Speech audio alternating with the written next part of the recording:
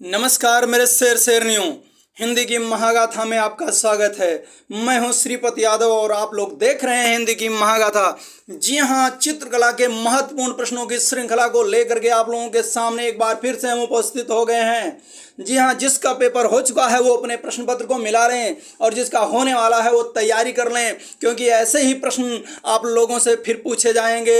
इससे बदल करके, इससे मिलते जुलते आप लोगों से प्रश्न जरूर पूछे जाएंगे। देर ना करते हुए आप लोगों के सामने पहला प्रश्न क्या कहता है। पहला प्रश्न, निम्नलिखित प्रत्येक वस्तुनिष्ठ प्रश्न के 4 विकल्पों में से एक सही उत्तर चुनिए और अपनी उत्तर पुस्तिका के क्रमानुसार स्पष्ट कीजिए।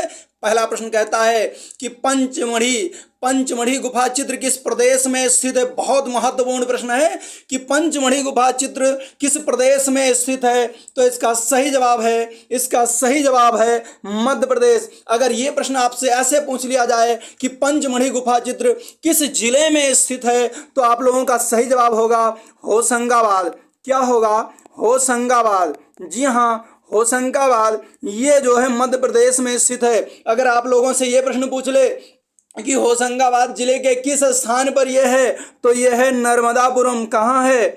नर्मदापुरम। जी हाँ, याद रखिएगा, यह नर्मदापुरम में है और यह एक पर्वतीय पर्यटक स्थल है और इतना जबरदस्त सुंदरता से ओतप्रोत है कि अपनी सुंदरता के कारण इस स्थान को सतपुड़ा की रानी कहा जाता है। क्या कहा जाता है?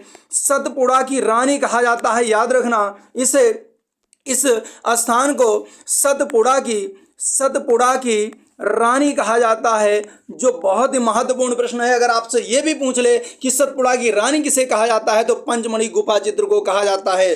पंचमढ़ी गुफा चित्र कहाँ है? तो आपका मध्य प्रदेश में है।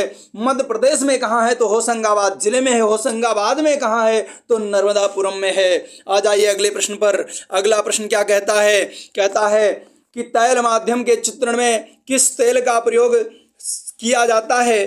तैल माध्यम के चित्रण में किस तेल का प्रयोग किया जाता है? इसका सही जवाब है तारपीन का तेल। क्या? तारपीन का तेल। अगला प्रश्न क्या कहता है?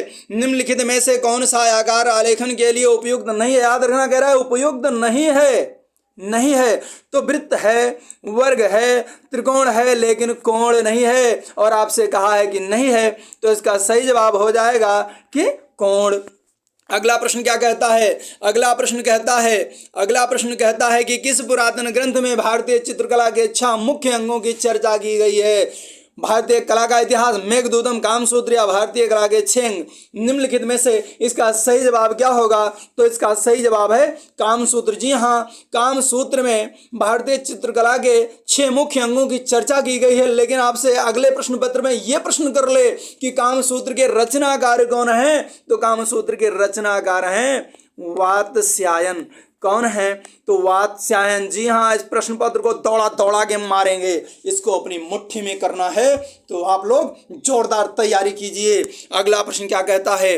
अगला प्रश्न कहता है कि निम्नलिखित में से कौन सा रंग इंद्रधनुष का रंग नहीं है। कौन सा रंग इंद्रधनुष का रंग नहीं है? तो नीला है, नारंगी है, लाल है, लेकिन भूरा नहीं है।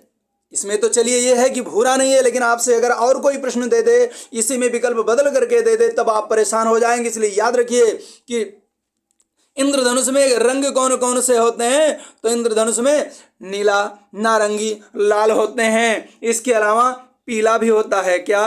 पीला भी होता है। पीला होता है और हरा होता है। क्या? हरा होता है। और आसमानी होता है। क्या? आसमानी होता है। और कौन होता है? तो बैगनी होता है। याद रखना, तो नीला, नारंगी, लाल, हरा, पीला, बैगनी और आसमानी के अतिरिक्त अगर कोई भी ऑप्शन आता है, तो याद रखना कि इंद्रधनुष का वो रंग नहीं होगा। देर ना करते हुए अगले प्रश्न पर आ जाइए। वीडियो को लाइक नहीं किया तो लाइक कीजिए, चैनल को सब्सक्राइब नहीं किया तो सब्सक्राइब कर लीजिए। ऐसे ही जबरदस्त प्रश्नों की श्रृंखला के साथ हम आप लोगों के सामने लगातार उपस्थित होते रहेंगे। अगला प्रश्न क्या कहता है? अगला प्रश्न कहता है कि लाल रंग में कौन सा रंग मिलाया जाए कि वह नारंगी हो जाए। लाल रंग में कौन सा रंग मिलाया जाए कि वह नारंगी हो जाए। तो इसमें आप जो है पीला मिलाइए। पीला मिलाने के, लाल रंग में पीला रंग मिला दिया जाता है तो नारंगी हो जाता है। अगला प्रश्न क्या कहता है? अगला प्रश्न कहता है कि सरल रेखा क्या है। सरल रेखा क्या है? पैमाने से खींची जाने वाली रेखा। जी हाँ, इसका सही जवाब है कि पैमाने से खींची जाने वाली रेखा सरल रेखा कही जाती है।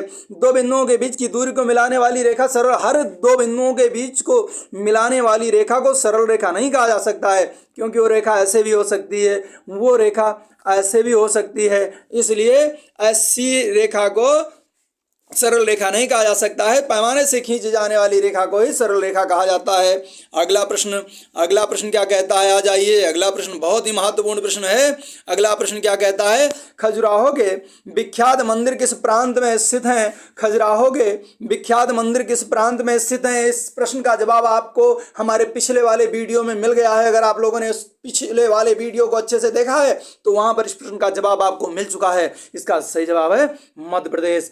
जी हाँ, खजुराहो के विख्यात मंदिर मध्य प्रदेश में है। अगला प्रश्न क्या कहता है? अगला प्रश्न कहता है कि रंग माध्यम में सबसे पारदर्शी कौन सा रंग है? रंग माध्यम में सबसे पारदर्शी कौन सा रंग है?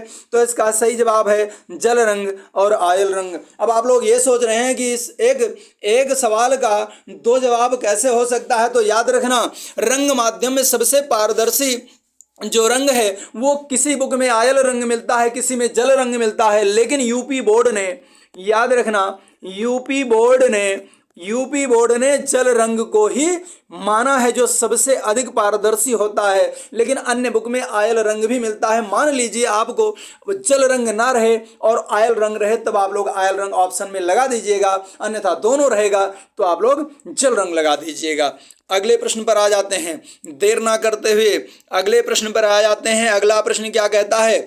अगला प्रश्न कहता है कि निम्नलिखित में से ठंडा रंग कौन सा है? इसका जवाब आप लोगों को पिछले वाले वीडियो में मिल चुका है, फिर भी आया है तो आप लोगों को इसको बताना ही है।